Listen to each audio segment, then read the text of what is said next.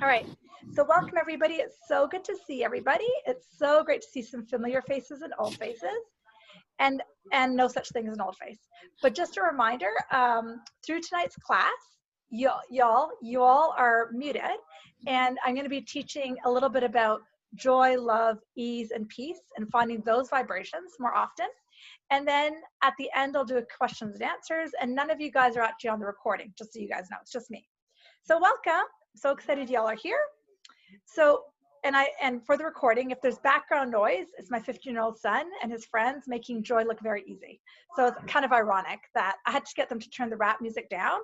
And I was like, your deal. Either you turn the rap music down or I'm kicking you out as a joke. They're like, turn the music down. So that we got something happening.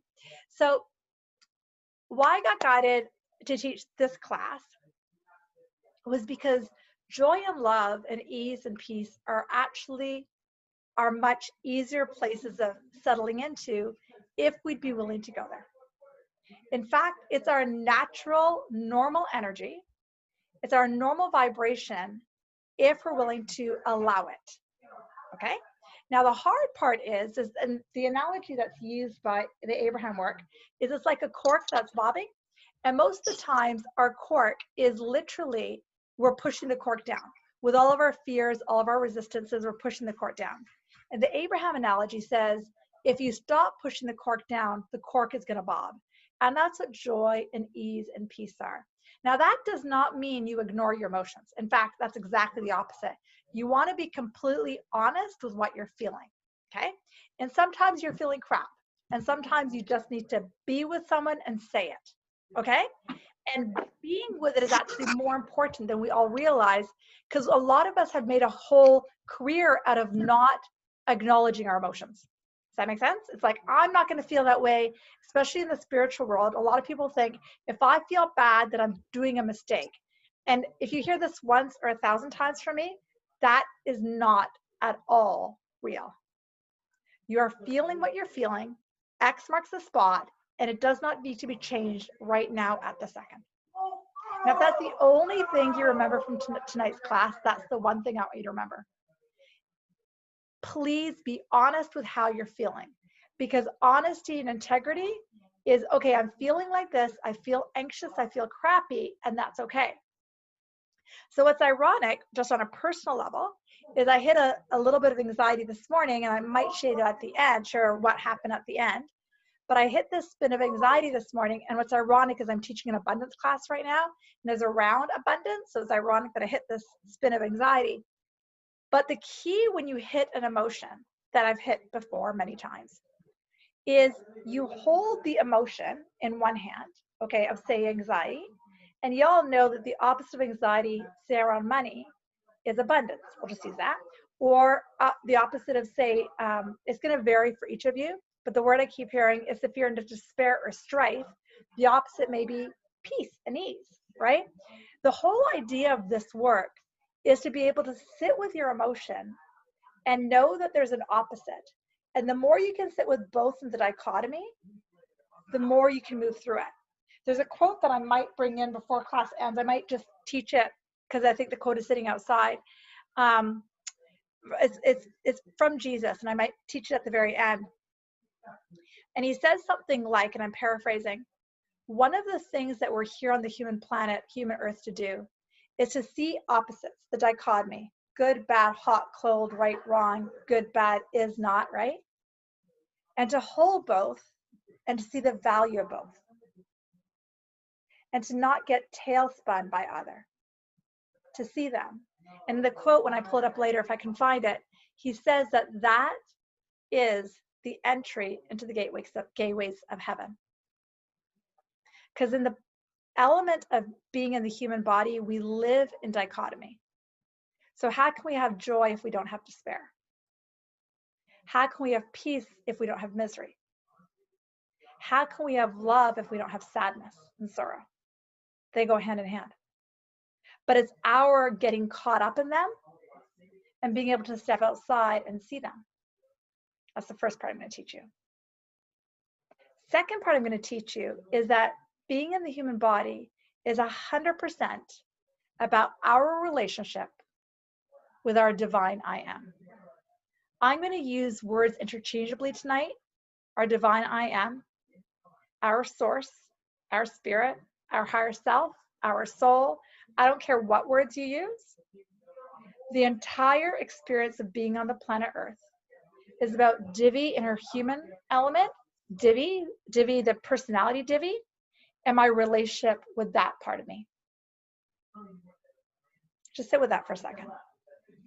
For yourself, and we'll do this in the Q&A section when we start talking out loud to each other, I want you on a scale of 1 to 10, just for yourself, you don't need to share it in the question and answer. I want you just for yourself to rate yourself on a scale of 1 to 10, and I know it's going to vary moment to moment, but how would you say your relationship is with that non-physical part with yourself on an average? On an average day, how much are you in relationship with that non-physical? So just come up with a number in your head out of 10. What are you, an 8? Are you a 2? Are you 1? Are you 12? What are you? This is just for yourself. Just for yourself. Okay? Because the divine I am only sees life through joy and ease and peace and connection and love. That's it. And the personality then creates lots of sub-personalities. And those personalities may be in opposition to the divine I am. And that's why people who are like 15 years old can be seemingly attuned to their divine I am because their personalities are still in this kind of flexible space, right? So how is your relationship with the divine I am? Because if there's one thing you're going to hear from me on these Mondays, that's the most important thing of your entire life. I have incredible relationships with my clients. With all the classes I teach, I have incredible relationships. I have an amazing relationship with my husband, my dog, my son. But the most important relationship I will ever have in my entire life is my relationship with my soul, the divine I am, who I am in here. And if we don't foster that relationship, which is why next week we're doing intuition, that's why we're doing intuition next week. If I don't foster that relationship, then I'm always going to be living into my sub-personalities. So I'm going to spend some time talking about our sub-personalities, and then we'll come back into joy in a second. Okay, so there's some logic to this. There's some logic to this madness as to why I'm going here. So within my personality, I also have lots of what's called sub-personalities, and you're going to see me talk about it this way. Okay, and the coolest thing is we do not have infinite number of sub-personalities. We don't. We have a certain number of them. And they are ones that we've typically picked up in our childhood. And they are the ones that our soul has chosen. So I'm not asking us to blame our parents. I'm not telling it's anyone's fault. We've picked up these sub-personalities because they were part of our soul's growth and what we're here on the planet to be and who we're all about. Okay? So our sub-personalities are a huge part of us. Okay? Now, the thing about our sub-personalities is they do not want peace and joy and ease. They want to clash us, but they're not trying to clash us or make our life hell. Please don't hear it that way.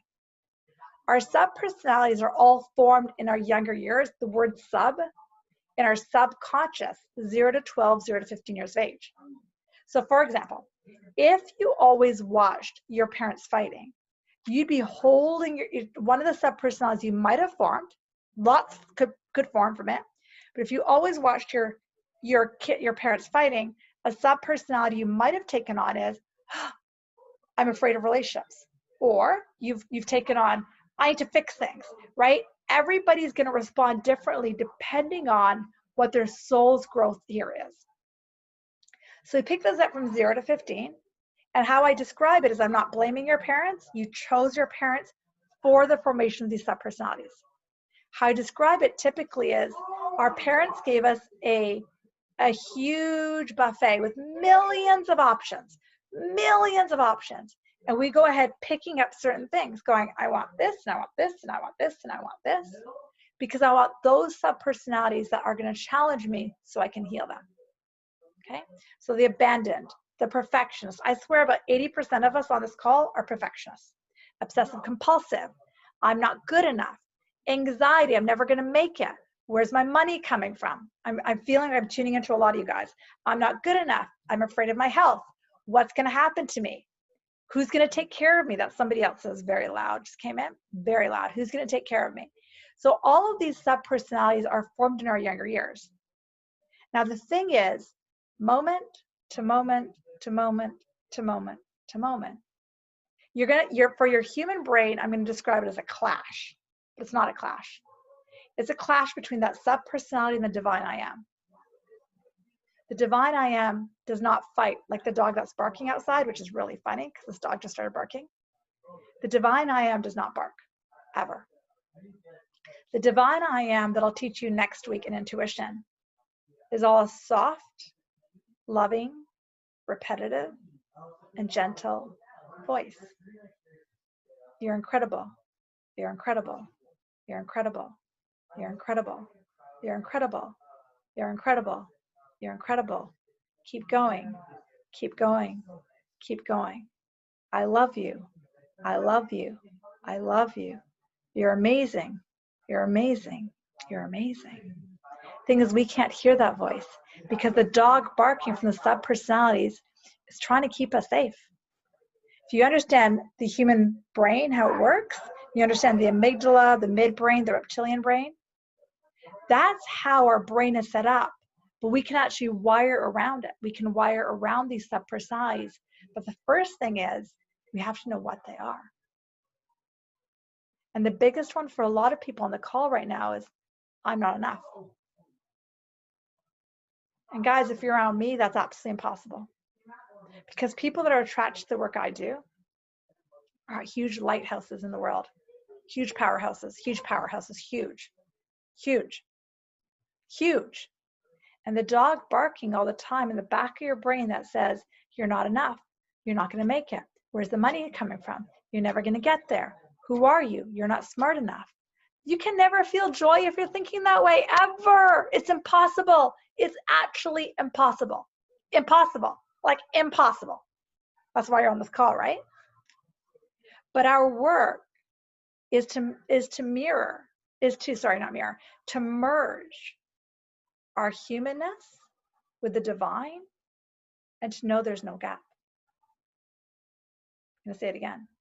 Our work, if we want to be a successful human, I don't mean successful like Bill Gates successful. I don't mean successful like have a house in West Vancouver successful. That's not what I'm talking about. I'm talking about having a happy, joyous life.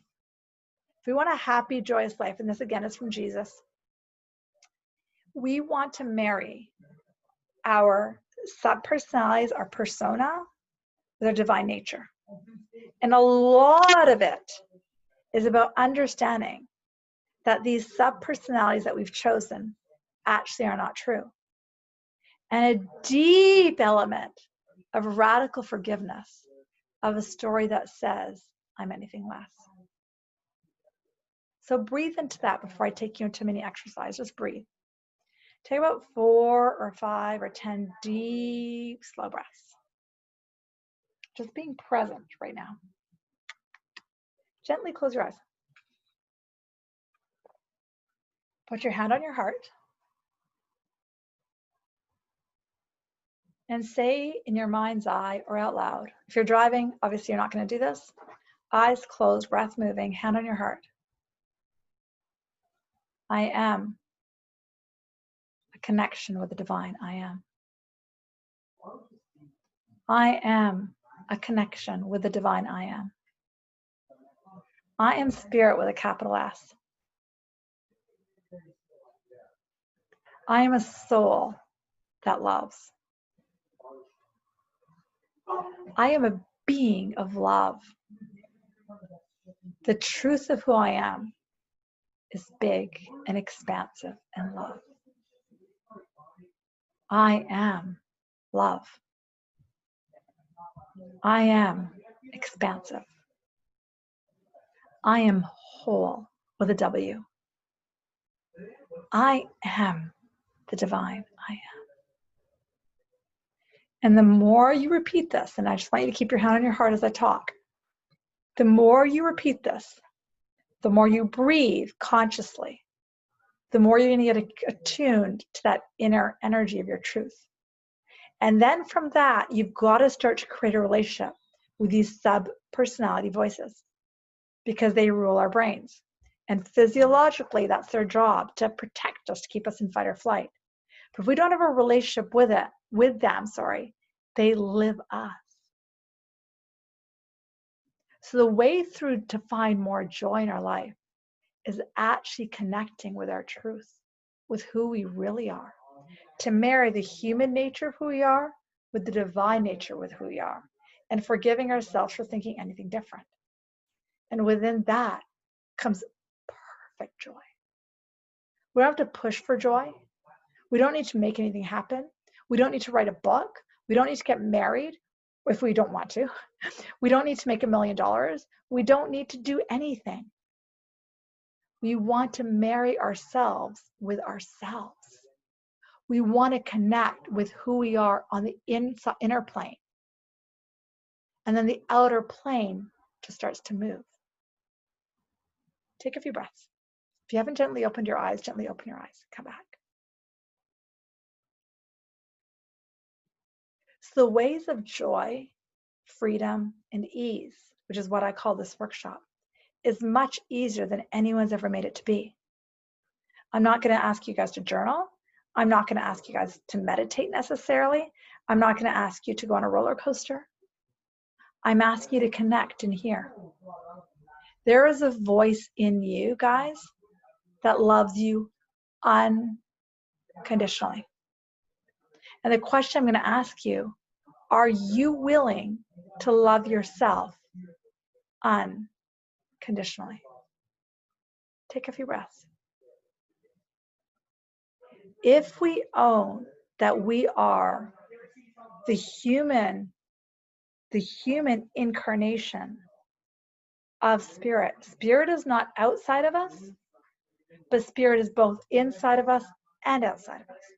But a lot of us grew up with spirit or God is outside, and I'm over here by myself. And they just showed me a picture of a mop bucket. I want to change that. Spirit is who you are with a capital IS. The divine is who you are. And when you go there, you can only be joyful. But again, key number 1, no faking it. You got to know X marks the spot. I'm angry right now. Awesome. What am I angry about? What voice is this? You got to look at those shadows. There's not infinite number of shadows. That's the best news. What is this? This is my 12-year-old self saying I'm never going to make it.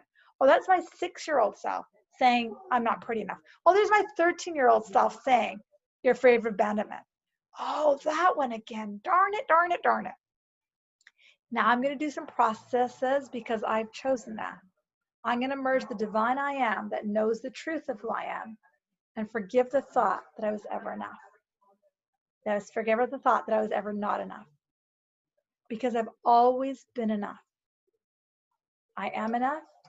I will be always enough. And forevermore, I am that. I want to speak to 1 or 2 more small but really important things. And this goes to a lot of people who are on the call today. Whoever watches this recording afterwards is actually looking for this, apparently. In our society, we're very much geared towards the constant comparison and judgment. Okay? I'm not as good as Oprah, Bill Gates. He keeps coming in. The person down the street who has 9,000 followers. 9 million followers, whatever. I'll be better if. That's for a lot of people on the call. This is for you guys. I'll be better when. For some of you know, the abundance course I'm teaching right now. Some of you are in that class. We're using this book as one of the things we're teaching from. And there's a line in here that says, and I want to read this to you. I won't read you the whole quote. That says, the awareness, understanding, and knowledge of spirit appears as every visible form and experience I could possibly desire. So my awareness of spirit is then going to show up in my outer world. So for those of us on the call who are so busy comparing ourselves to everybody else and putting ourselves down because one of our sub-personalities is doing that to us, we're always going to be chasing our tail, because our awareness of spirit is what occurs on the outer world. Our awareness of spirit is what occurs in the outer world. Our awareness of spirit inside of ourselves is what occurs in the outer world. Last thing. We don't born, we don't die. It's kind of simple. Our life is this long and longer than my fingertips can extend, because we don't born, we don't die. Okay? Continuous reincarnation, coming back again and again and again and again. It's exhausting, right? So this lifetime you're living is a blip in this long. So those of you who are like, oh, I didn't get the $1 million mansion.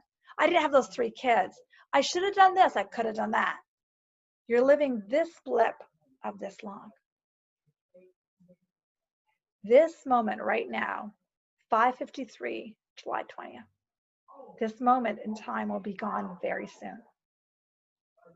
What are you choosing to feel right now? I'm choosing to feel ease. I'm choosing to feel connection. I'm choosing to feel flow. The word they want me to emphasize the most is ease. Ease. Ease. Ease. Close your eyes, take a few breaths. Ease. Ease. Ease. Ease. Ease. Ease. Do you notice how easy that is? Ease is your natural state. Flow is your natural state. You don't have to push yourself there. You don't have to make anything happen. You don't have to do anything. But you have to know when you're in one of these, and when you're in one of these, you're not in here. It's actually that simple. And so we're going to do questions and answers in just a few minutes, because they're saying not to go any deeper, because to go from here, because I think there's some questions that are going to loom. To go any deeper is going to take more personal questions and answers. So we're going to leave that for the general call, and I'll take Q&As in a second. So take a second and close your eyes and take a few breaths before we come back together. Really good. Take a few deep breaths. And before you open your eyes, take a second to connect to the divine I am. And before you open your eyes, rate yourself on that scale of 1 to 10. How much are you connected right now? Breathe.